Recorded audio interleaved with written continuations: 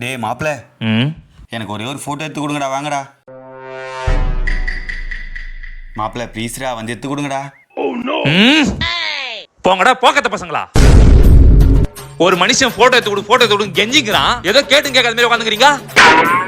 டேய் செல்லம், உனக்கு நான் ஆகிறேன்டா, நான் எடுத்து தரேன்டா போட்டோ.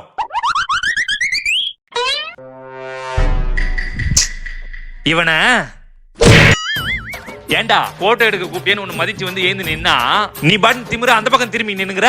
அண்ணா இது ஒரு போஸ்ண்ணே. நீ நில்லு, நான் எடுக்கிறேன். ஏண்டா உனக்கு இப்பதான் 1-2 வருமாடா, போயிட்டோட போடா.